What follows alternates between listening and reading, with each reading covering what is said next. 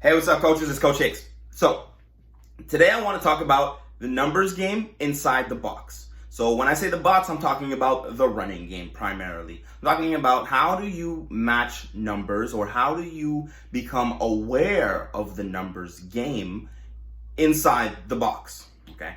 So, this was something that for me was a big realization 3 years ago when I started coaching at another level.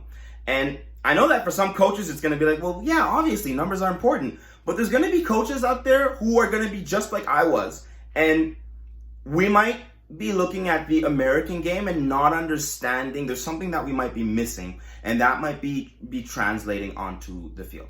So let's get into it. So when we talk about a box, okay, I'm going to start by drawing an offensive line. And I am going to add the running back. Okay. So when I'm talking about a box, the first thing to understand is that if there are 5 offensive linemen, there are 6 gaps to defend, assuming the fact that the quarterback is not running the ball. So when quarterbacks run the ball, and that's why we see it so often in the American collegiate leagues, it creates a different problem. It creates an additional problem because they're playing with the numbers game. So for all you offensive coaches that want to have an advantage when running the ball, that's one of the strategies, is run the ball with your quarterback, assuming you can afford to do that. So there are 6 gaps to defend. And if there are 6 gaps to defend, then defensively, for the most part, you're going to want to have 6 defensive players, 1 person for each gap, ultimately. So we're going to end up with an end, a tackle, a nose, another end, and 2 linebackers. So from here we have 6 gaps to defend, and technically speaking, assuming everybody does their responsibility, defensively, there are no gaps for the running back to run through. And offensively, well, someone needs to win a battle, or the running back needs to win a one-on-one. And if the running back manages to win a one-on-one, or an offensive lineman manages to win a battle, then offensively that works out for them. This is a huge key to defending the run. 6 players, 6 gaps. 6 players, 6 gaps. Huge key. Now, where the problem comes for a lot of us coaches is the problem comes when the offense adds an additional player that is not a tight end into the backfield.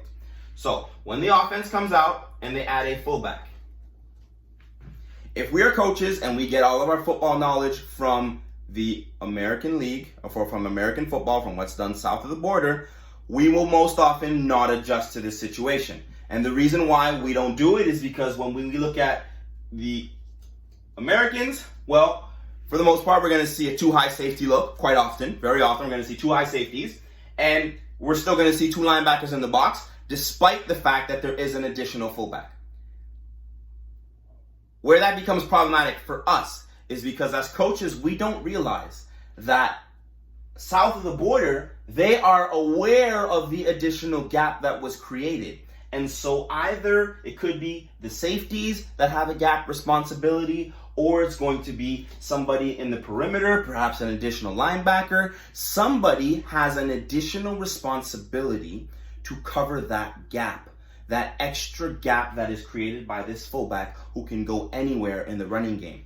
And so that is something that we don't necessarily do. So if us as Canadian coaches, if we decide that, well, we want to keep our too high look, or we want to keep our defensive secondary shell, that's okay. But what you have to do is you have to be conscious of the numbers, and you have to be conscious and adapt your scheme to that. Likewise, if you're an offensive coach and you see somebody with this kind of setup, don't automatically assume, they haven't matched numbers, I'm going to be able to run. No, as an offensive coach, it's your responsibility to find, is there an extra defender, and where are they coming from? That can get very interesting if you find that extra defender and then you're able to put them in conflicting situations. So, now, what's the simplest way to do it, assuming that you play with a 1 high look, is that you have to understand that if they bring somebody in, you have to bring somebody in. How you bring them in, that's for another video, but you know what? Just for now, let me put him here. Okay? But the point is, you have to bring somebody additional. If the offense brings somebody, you have to account for somebody for somebody more. Okay, so that also means that gets really interesting if you're a coach that ends up facing, some kind of funky formations where you might get 2 fullbacks. Well, they added 2, you add 2. So you can end up with, I'm gonna again exaggerate because this is for another video, but if you wanted, you can end up with 4 linebackers.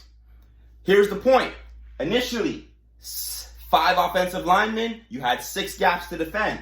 They brought 1, you have 7 gaps to defend. They bring another one, you have 8 gaps to defend, which means from a certain standpoint, you should have 8 players responsible for your running game. 8 players that have a run responsibility. They don't necessarily have to be in the box, but they should have a run responsibility. So, how can you start to play with this now? Well, one of the ways that you can start to play with this is that, let's say you're facing a team that might like to run their quarterback, but you don't want to come out right away and say, hey, you're not running your quarterback. You can hide an extra player in the box and play cover 0 behind it if you wanted to. So you can take, for example, I'm going to say that they only have 1 running back, okay, which means I'm going to have my 6 defenders. Sorry about that. There. Here, I'm going to say they have 6 defenders, or maybe their running back's really good. Maybe they're not going to run with the quarterback, but they have a really good running back who could cause problems. Maybe your players aren't able to make a play right away. So instead, what you're going to do is you can have your safety come down and be an extra defender. So you can have your safety simply mirror the running back, assuming that everybody else has their gap responsibility. So you have 6 guys, 6 gaps, everything's filled, and in case somebody loses, well, you've added 1 more person. From an offensive standpoint, if you recognize that they're adding somebody, so you recognize that instead of being 6 in the box, they are +1 in the box, well, that means that if they're +1 in the box, they're going to be -1 in coverage, which technically could mean that they are playing cover 0, which would give you an advantage in the passing game. So the numbers game is a nice little game. It's something to take into consideration, and oftentimes as coaches, sometimes we can underestimate how important it is, and I personally know that I'm guilty of having done that in the past. But now once you start to understand it and you start to understand what's happening, it opens up an entire world of possibilities because there's so much that you can do. There's so many different ways to play with it where you can look like you have this much in the box, but you're not this much in the box, and tons of things to do. Another thing that you can also do is sometimes when I say be conscious of numbers, it doesn't necessarily mean that you always have to match them. So if you're playing 4-down football, but it's Canadian football, so 4-down, let's say high school football. If you're playing 4-down football and it is 3rd and 20, do you really need to be sure that you have 6 guys in the box? Probably not. So anyways, that's something to think about. Hope your coaches like that. I'll see you next time.